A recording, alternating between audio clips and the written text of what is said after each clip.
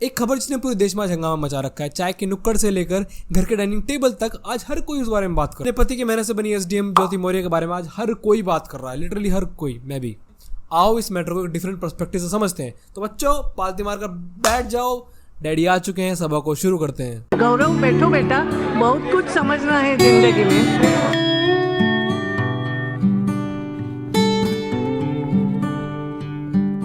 थोड़ा कहानी की पहले बैक स्टोरी समझते हैं, फिर आगे बात करते हैं। इनसे मिली है आलोक मौर्य।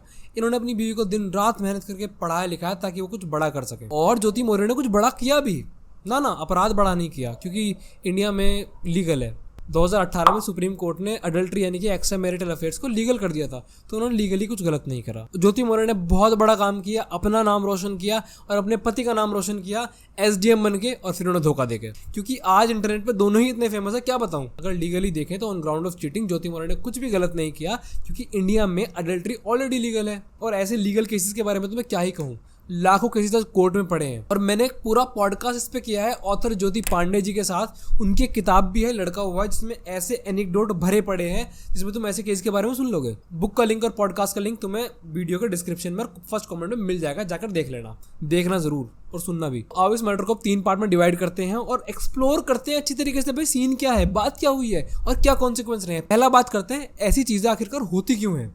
दूसरा बात करते हैं इसका समाज पर क्या असर है और समाज इसमें क्या कह रहा है। और तीसरी बात करते हैं इसका कॉन्सिक्वेंस क्या होने वाला है। मैं कसम खाता हूँ यूट्यूब की, इस वीडियो का अगर जो भी कुछ कहूंगा सिर्फ और सिर्फ फैक्ट्स और रिसर्च बेस्ड कहूंगा। और अगर मैं ऐसा ना कहूँ तो आप लोग मुझे प्लीज कॉमेंट में मिसोजिनिस्ट तो ना ही कहें। चलो मैं अपना मन पसंदीदा काम शुरू करता हूँ, साइकोलॉजी के बारे में बात करना।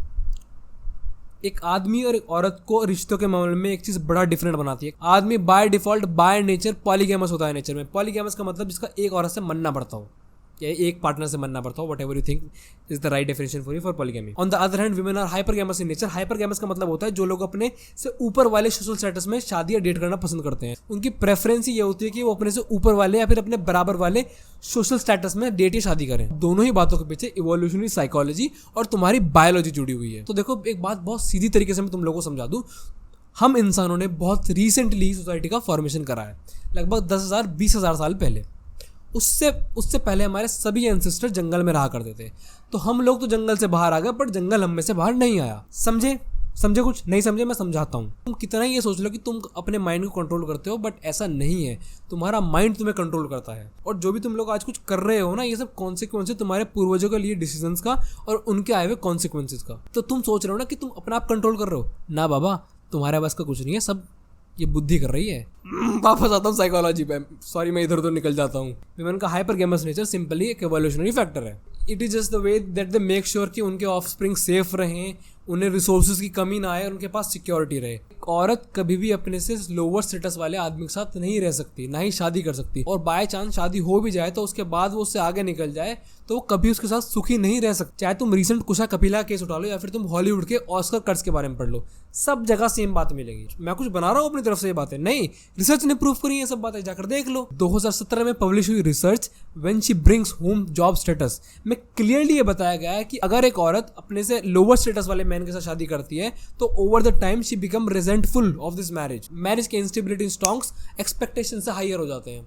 और मजे की बात यह है, 3 साल चली इस रिसर्च में बहुत सारे पार्टिसिपेंट ने डिवोर्स तक फाइल कर दिया था। इवन रिसेंटली 2023 में पब्लिश हुई एक research all is nice and well unless she outshines him में क्लियरली ये बात कही है, जब एक फीमेल अपने करियर में आगे बढ़ती है and she started earning more, तो उसकी पर्सनल लाइफ में बहुत सारे पॉजिटिव चेंजेस आते हैं।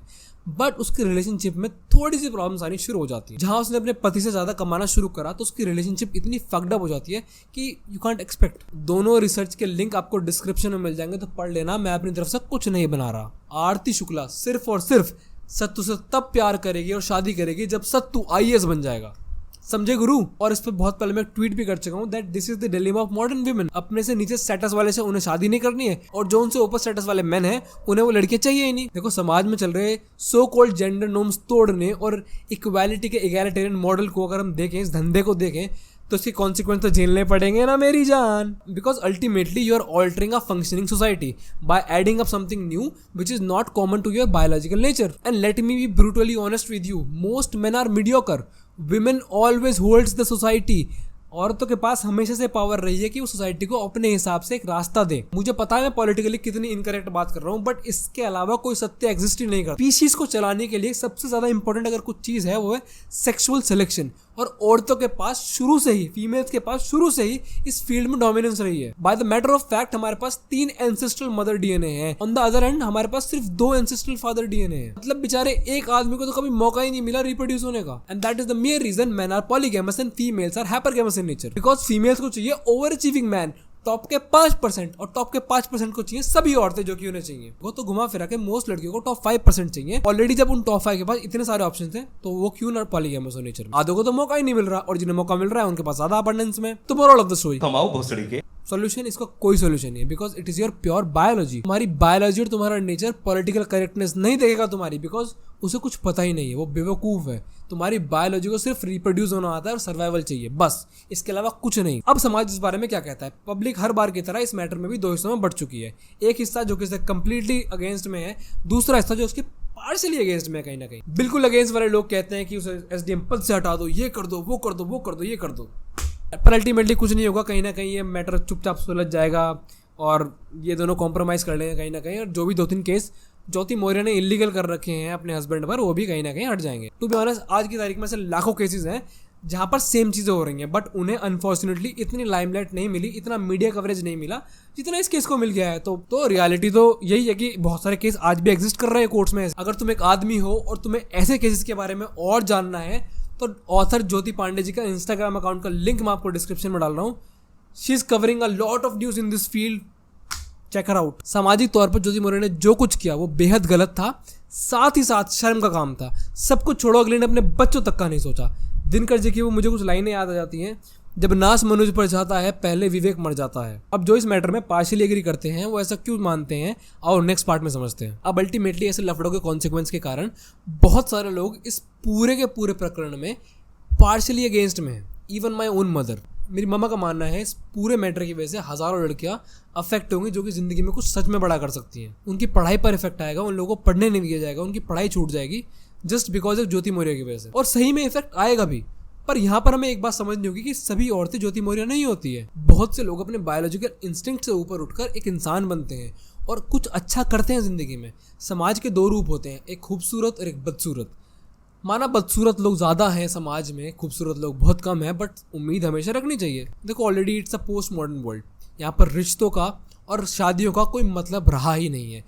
ये सिर्फ और सिर्फ एक मजाक बनकर रह चुके हैं आज की तारीख में। भारत में इंस्टीट्यूट ऑफ मैरिज ऑलरेडी अपने डेथ बेड पर है। तो भाई देखते रहो कहानी। अब तो बस आज की वीडियो में इतना ही। अगर वीडियो अच्छी लगी हो तो लाइक करना, शेयर करना, कमेंट करना, और भाई सब्सक्राइब तो ज़रूर करना।